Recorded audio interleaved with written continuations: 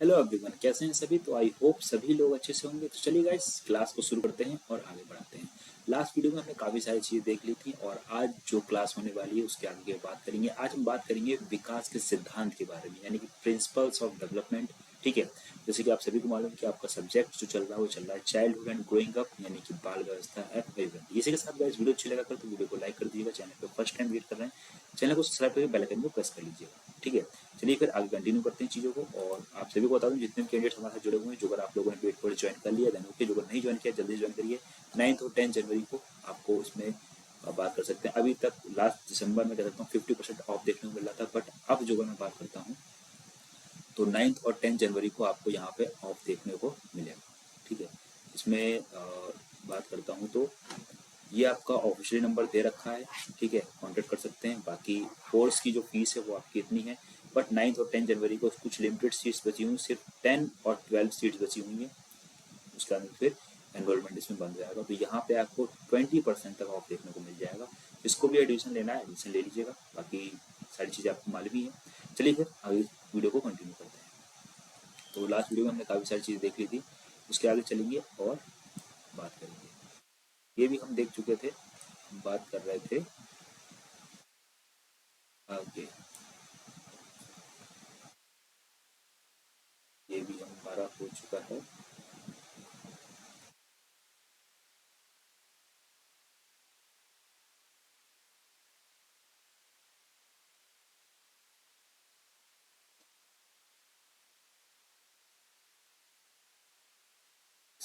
नहीं हुआ है अभी।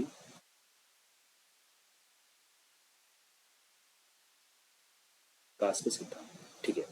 तो लास्ट वीडियो में हमने यहाँ तक देखा था, अब हम उसके आगे का देखेंगे। तो विकास के सिद्धांत से पहले देख लेते हैं, यही सारी चीजें थी। ठीक है, तो यहाँ तक हम लोग देख चुके हैं, उसके आगे हम देखेंगे। थोड़ा टाइम हो गया इसके लिए, सॉरी। तो यहाँ पे हम बात करते हैं, तो इसमें जैसे कि आप सभी को मालूम है, ठीक है, बात करिए कि विकास के सिद्धांत यानी प्रिंसिपल ऑफ डेवलपमेंट क्या है। ठीक है, विकास, ठीक है, विकास क्या है। एक सिंपल शब्दों में जो बात करूँ कि विकास एक्चुअली में होता क्या है, किसी भी चीज़ का विकास। ठीक है, जैसे बच्चा है, बच्चा छोटे से लेकर बड़ा होता है, तो यानी कि उसके बच्चे का विकास हो रहा है। किस तरीके से विकास हो रहा है उसके बारे में बात करेंगे। बच्चे का विकास होना उससे घर से शुरू होता है, घर से होने का स्कूल, सोसाइटी में रहता है, उसमें भी आपका विकास होता है। ठीक है, तो सिंपल तो वही यहाँ बात करिए विकास के सिद्धांत, यानी कि इसके क्या क्या सिद्धांत, इसके बारे में बात करेंगे। ठीक है, कैमरे को ऑफ कर देता हूँ ताकि पीछे चीज़ें आपको टाइम इजिली विजुअल हो जाए। मेरे ख्याल से सारी चीज़ें विजुअल होंगी। तो थोड़ा सा आगे बढ़ते हैं, बात करेंगे विकास यानी कि जो और उसके वातावरण के अंतःक्रिया की प्रतिक्रिया। ठीक है, अब यहाँ पे जो स्कैनर है यानी कि CE स्कैनर राइटर हैं, इन्होंने क्या कहा, शिक्षा प्रक्रिया में उपयुक्त शैक्षिक परिस्थितियों का निर्माण करने या करके शिक्षार्थी के व्यवहार में वांछनीय परिवर्तन किया जा सकता है। ठीक है, किस तरीके से परिवर्तन किया था उसके बारे में बात करी गई है। ठीक है, इस कार्य में शिक्षक का प्रमुख हाथ रहता है।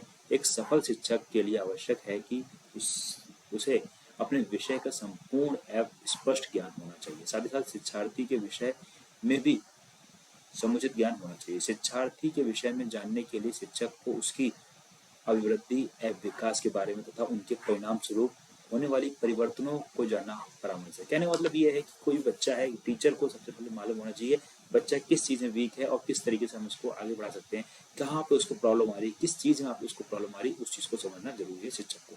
ठीक है, ये बात करी गई है। आगे बात करिए, अतः बाल विकास की विभिन्न अवस्थाओं का वर्णन करने से पहले, मतलब बाल व्यवस्था की हम कुछ अवस्थाओं को वर्णन करेंगे, उससे पहले बता दें आपको, अभिवृद्धि या विकास का अर्थ जो होता है क्या होता है, स्वरूप होता है, सिद्धांत या विकास के विभिन्न पक्षों पर संक्षेप के विचार पर लेना आवश्यक है। यानी कि उसके ऊपर क्या क्या विचार है उसके बारे में बात करी गई है। ठीक है, नीचे बात करते हैं।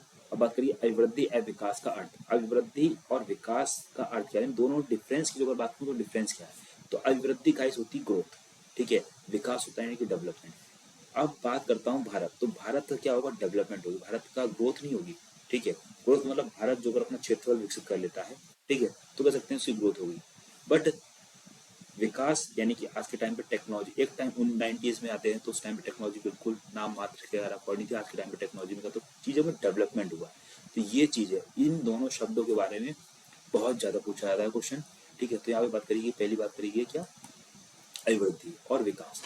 तो यहाँ पे आप लोग देख सकते हैं, ये रहा आपका अभिवृद्धि और ये रहा आपका विकास। ठीक है, तो अभिवृद्धि और विकास दोनों शब्द प्राय एक ही अर्थ प्रयोग किए जाते हैं और मोस्टली एक ही अर्थ में लोग इस चीज को ले लेते हैं। ठीक है, आगे बात करते हैं। किंतु मनोवैज्ञानिक के अनुसार इनमें या बोल सकते हैं दोनों शब्दों में अंतर है, काफी बड़ा अंतर है दोनों में, ग्रोथ और डेवलपमेंट में। एक बच्चे के अकॉर्डिंग जो अगर आपको समझाना चाहूँ ग्रोथ क्या है, तो बच्चे की जो हाइट बढ़ती है वो उसकी ग्रोथ है। बच्चे की डेवलपमेंट मेंटली डेवलपमेंट, मतलब बॉडी तो उसकी डेवलप हो ही रही है, साथ ही साथ मेंटल कितना डेवलप हो रहा है वो उस चीज के बारे में बात करेगी है। तो साइंटिस्ट क्या इसके अकॉर्डिंग क्या कहते हैं उसका बात करें तो सोरेनसन जो राइटर हैं या बोल सकते हैं ऑथर हैं, इन्होंने क्या कहा है, इन्होंने कहा है अभिवृद्धि शब्द का प्रयोग समानता शरीर और उसके अंगों के भार तथा आकार में वृद्धि के लिए किया जाता है।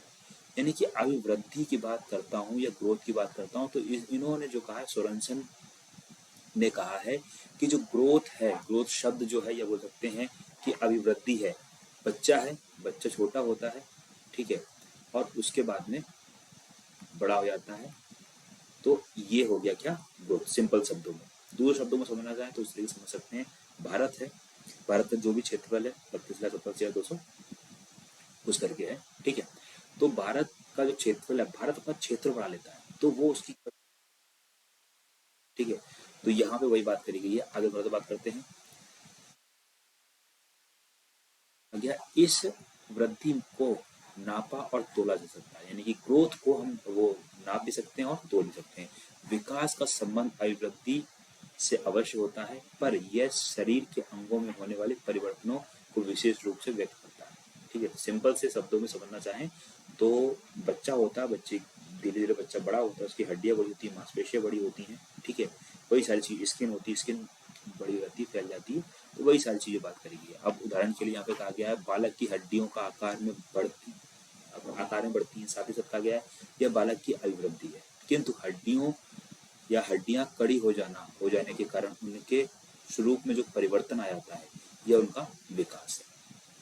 यानी कि पहले बच्चा टेढ़ा मेढ़ा या कह सकते हैं इधर उधर टेढ़ा मेढ़ा होके चलता था, लेकिन अब वो चीज नहीं है, तो वही बात करी गई है। ठीक है, आगे बात करते हैं।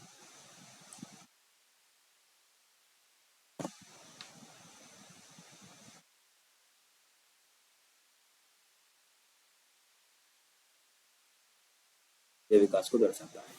इस प्रकार विकास में अभिवृद्धि का भाव निहित रहता है, यानी कि विकास में अभिवृद्धि होती है। ठीक है, ये कहा गया है। आगे बात करते हैं। प्राय यह भी देखने को मिलता है कि बालक की शारीरिक वृद्धि के अनुपात में उसकी कार्य कुशलता में प्रगति नहीं होती है। ऐसी स्थिति में यह कहा जा सकता है कि बालक की वृद्धि गई है एक तरीके से, किंतु उसका विकास नहीं हुआ। यानी कि जो मेंटली थोड़ा सा अनअवेलेबल होते हैं तो उनके लिए हम कह सकते हैं कि बच्चे का जो है वो क्या हो गया है, वृद्धि हो गई है, बट उसका क्या हुआ है, विकास नहीं हुआ है। ठीक है, आगे बात करते हैं। इस प्रकार विकास दे सकते हैं शारीरिक अवयवों की कार्य कुशलता की ओर संकेत करता है। जैसे कि सोरेनसन के विचार में व्यक्ति, सोरेनसन जो राइटर, उन्होंने कहा है कि अभिवृद्धि किया जा सकता है, किंतु विकास व्यक्ति की क्रिया के निरंतरता होने के परिवर्तन में परिलक्षित होता है। अतः मनोवैज्ञानिकों का अर्थ में विकसित केवल शारीरिक आकार और अंगों में परिवर्तन होना ही नहीं है तरीके का। ठीक है, यह नई नई विशेषताओं और क्षमताओं का विकसित होना है, यानी कि नई नई चीजों को सीख लेना, तो ये क्या कह सकते हैं एक तरीके से। ठीक है, जैसे बात करिए यहाँ पे क्या, जो गर्भावस्था से आरंभ होकर परिपक्वता यानी कि मैच्योरिटी तक चलता रहता है, उसको कहा क्या, देखिएगा, विकास। ठीक है, अब यहाँ पे दूसरे राइटर आए हैं जिन्होंने क्या कहा है, हरलॉक्स के विचार, इन्होंने क्या विचार दिए हैं इनकी बात करते हैं। तो हरलॉक्स विकास और वृद्धि तक ही सीमित नहीं है, ये विकास और वृद्धि तक सीमित है, उन्होंने क्या खास बात करी, इसके बजाय इसमें परिपक्वावस्था के लक्ष्य की ओर परिवर्तन का प्रगतिशील क्रम निहित रहता है। ठीक है, विकास के परिणाम स्वरूप व्यक्ति के नवीन विशेषताएं और नवीन योग्यता प्रकट होती हैं, यानी कि नई नई चीजों को सीख लेता है और नई नई चीजों को बताना शुरू कर देता है। हरलॉक्स ने कहा यहाँ पे क्या, development is not limited to growing larger. Instead, it consists of a progressive series of the changes towards the goal and maturity. Development result is new characteristics and new abilities on the part of the individual. यानी कि उसके अंदर खुद की एक characteristic होती है, खुद की एबिलिटीज होती हैं कि कुछ बच्चे होते हैं चीज़ों को जल्दी पढ़ना सीख लेते हैं, जल्दी लिखना सीख लेते हैं, दौड़ना, फिजिकली भी एक्टिव रहते हैं, तो वही बात करेगी है। तो ये हर बच्चे के क्या अपने अलग अलग कैरेक्टरिस्टिक्स हैं, तो ये हरलॉक्स ने कहा है। आगे बात करते हैं हरलॉक के विचार। तो हरलॉक के कौन कौन से विचार? हरलॉक के अनुसार विकास की प्रक्रिया बालक की गर्भावस्था से लेकर जीवन पर्यंत एक क्रम से चलती रहती है। यानी कि हरलॉक ने कहा है कि बच्चे की जो विकास की प्रक्रिया वो बचपन से लेकर लाइफ या कहते हैं टिल डेथ तक चलती रहती है, ठीक है। तो प्रत्येक अवस्था का प्रभाव दूसरी अवस्था में पड़ता है, बिल्कुल सही है। अब यहाँ पे गैसल आगे, गैसल इन्होंने क्या कहा है? गैसल के अनुसार विकास प्रत्यय से अधिक है, इसे देखा जांचा और किसी सीमा तक तीन प्रमुख दिशाओं या शरीर अंग विश्लेषण, शरीर ज्ञान तथा व्यवहारिक में मापा जा सकता है, ठीक है। समय व्यवहारिक संकेत की सबसे अधिक विकासात्मक स्तर और विकासात्मक शक्तियों की व्यक्त करने का माध्यम होता है, ठीक है। तो ये किसने कहा है? गैसेल ने कहा है, ठीक है। कह सकते हैं development is more than a concept, it is, या कह सकते हैं it can be observed, appraised and to some extent even measured in three major factors. तीन मेजर फैक्टर्स में डिवाइड कराया गया, किसमें? एनाटॉमिक, साइकोलॉजिकल एंड बिहेवियर, ठीक है। Behaviour science however consist most of the comprehensive index of developmental status and developmental potential, कि क्या क्या उसका पोटेंशियल है, क्या क्या बच्चा कर सकता है, कितना बच्चे का पोटेंशियल है, कंटिन्यू बेस पे कितना बच्चा पढ़ सकता है, कितना दौड़ सकता है, वही सारी। तो ये किसने कहा है? गैसल ने कहा है, ध्यान रखिएगा। नेक्स्ट बात करते हैं, उपरोक्त विवेचना के आधार पर अभिवृद्धि और विकास के निम्नलिखित विभेद किए जा सकते हैं। कौन कौन से विभेद? अब यहाँ पे दोनों को मैंने अलग अलग चीजों से समझाने की कोशिश करी है, यानी कि डिफरेंसेस की बात करें तो दोनों में डिफरेंस, मेजर डिफरेंसेस क्या है, जिसके अकॉर्डिंग आप चीजों को देख सकते हैं।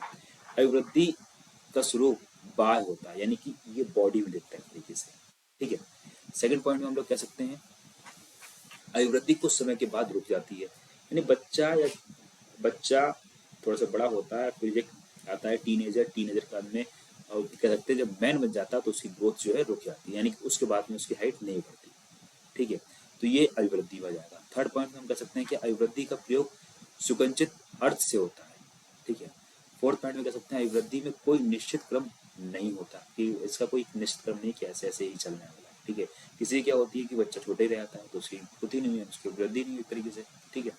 अभिवृद्धि की कोई निश्चित दिशा नहीं है, ठीक है, कि बच्चा जो है 100% उसकी हाइट 6 फीट होगी जाके, या 100% उसकी हड्डियां या शरीर का चौड़ा होगा, और बहुत से लोग पतले हो रहते हैं, बहुत से लोग छोटे भी रहते हैं, वही बात करेगी, ठीक है। 6 पॉइंट में बात करता हूँ, इससे बात करेगी अभिवृद्धि का कोई लक्ष्य नहीं होता। 7 पॉइंट, अभिवृद्धि को सीधे मापा नहीं जा सकता, इसके डायरेक्टली हम इसको माप नहीं सकते, ठीक है। उदाहरण के तौर पर हम कह सकते हैं ऊंचाई, भार को सीधे मापा जा सकता है, जैसे ऊंचाई को हम नाप सकते हैं, बाहर किसी के वजन को हम नाप सकते हैं, बट अभिवृद्धि को हम नहीं नाप सकते, ठीक है। तो ये कुछ इसके मेजर डिफरेंसेस हो गए। अब थोड़ा सा विकास के बारे में बात करते हैं, ग्रोथ कि एक्चुअली में ग्रोथ क्या है। तो सबसे पहला पॉइंट आएगा विकास आंतरिक होता है, यानी कि इंसान के अंदर होता है कि उसके अंदर कितना विकास हुआ, चीजों को देखकर वो क्या चीज समझता है, तो वो बात कह सकते हैं, ठीक है। तो फर्स्ट ऑफ ऑल इसको देख नहीं सकते हैं। सेकेंड कह सकते हैं कि ये आंतरिक होता है, ठीक है। और विकास जीवन प्रयत्न चलता रहता है, यानी कि लाइफ टाइम विकास जो है वो होता रहता है, यानी कि एक बुजुर्ग आदमी भी एक लास्ट टाइम तक कुछ ना कुछ सीखता रहता है, ठीक है।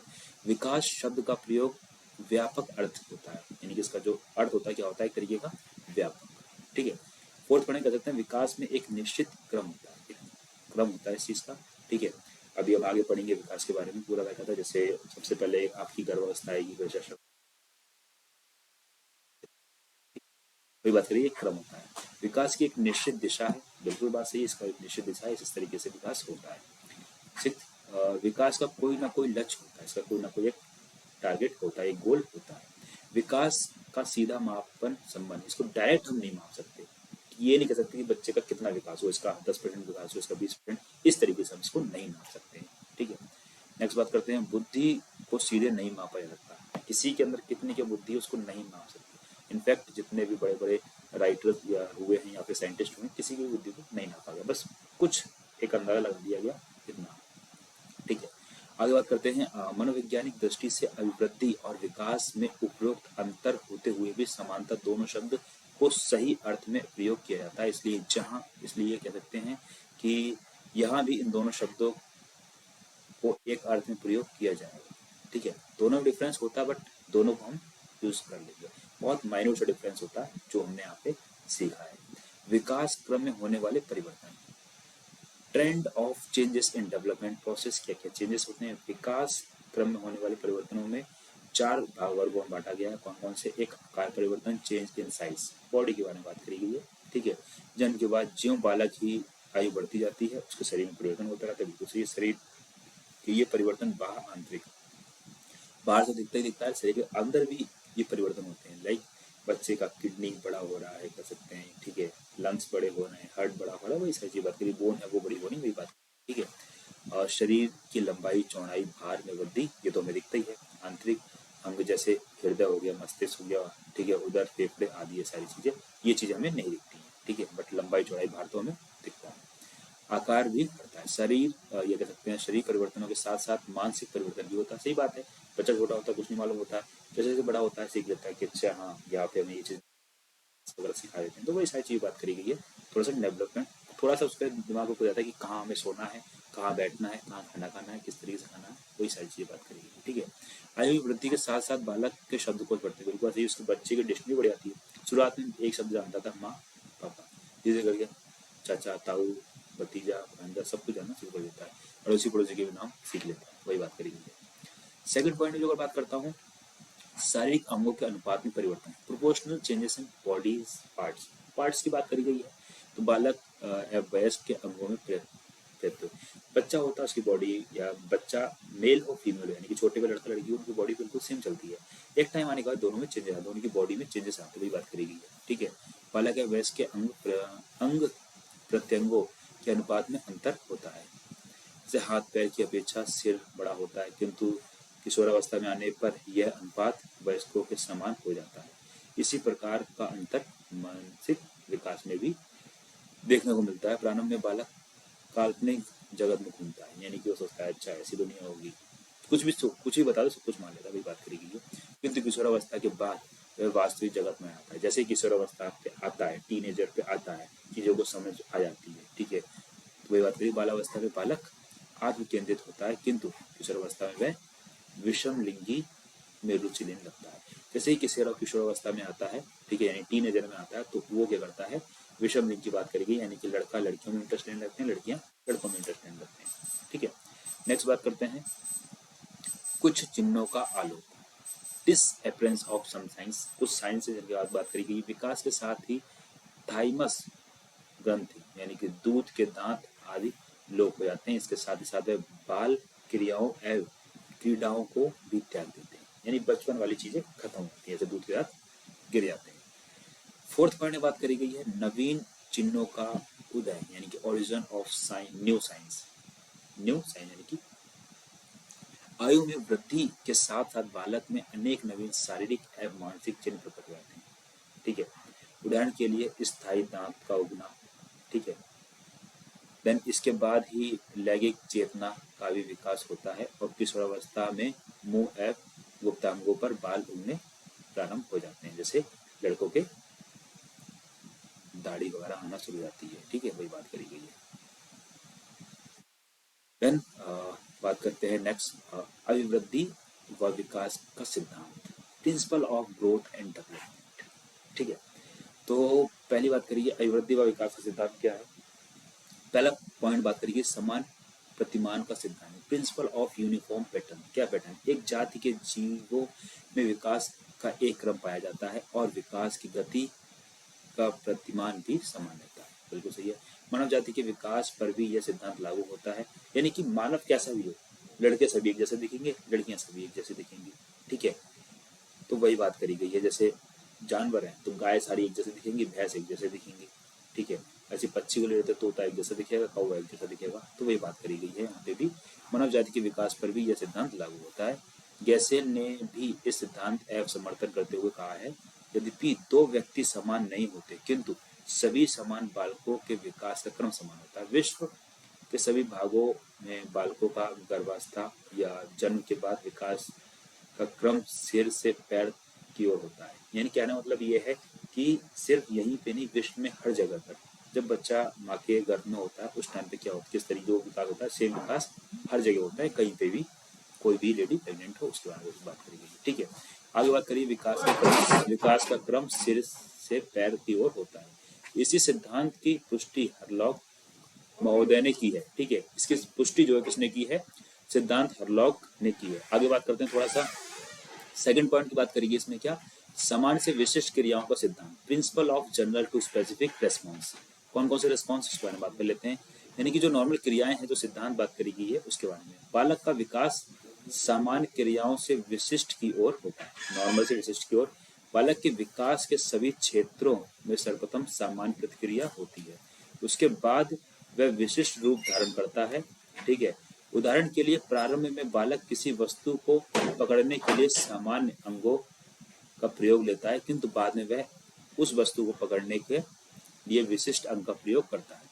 शैशवावस्था में बालक किसी वस्तु को देखकर उसको पकड़ने के लिए हाथ, पैर, मुख, सिर आदि को चलाता है, किंतु जैसे जैसे आयु बढ़ती रहती है किंतु आयु में वृद्धि होने पर वस्तु को पकड़ने के लिए हाथ की प्रतिक्रिया शुरू कर देता है। ठीक है, इसी प्रकार का रूप उसके लिए अन्य क्षेत्रों में भी देखने को मिलता है।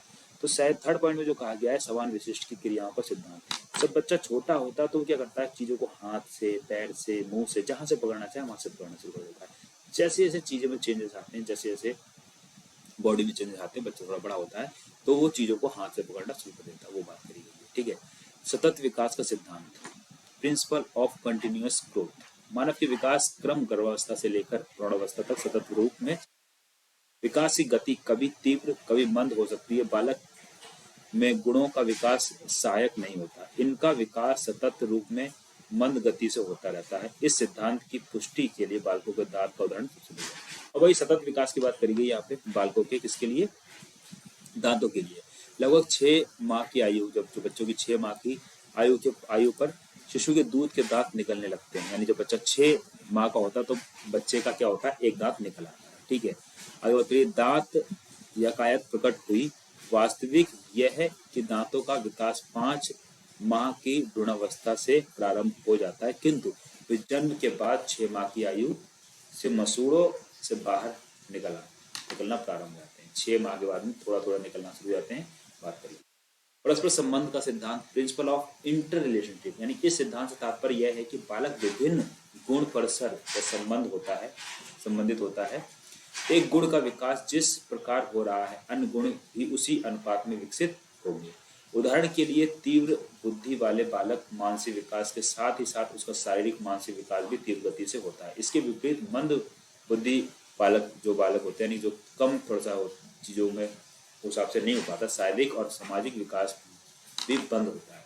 मंद बुद्धि का मतलब ये होता है बच्चे थोड़ा सा अनएवरेबल होते हैं, कह सकते हैं थोड़ा चीजों में डिलेट चलते हैं, शारीरिक विकास उस हिसाब से नहीं होता, चीजों को ग्रिप भी उस हिसाब से नहीं कर पाते, वो बात करेंगे। भिन्नता का सिद्धांत, प्रिंसिपल ऑफ डिफरेंसेस। क्या क्या है प्रिंसिपल ऑफ डिफरेंसेस, तो यहाँ पे बात करिए क्या, शरीर के सभी अंगों का विकास एक गति से नहीं होता है, इनके विकास की गति की भिन्नता पाई जाती है। यही बात मानसिक विकास पर भी चरितार्थ होता या होती है।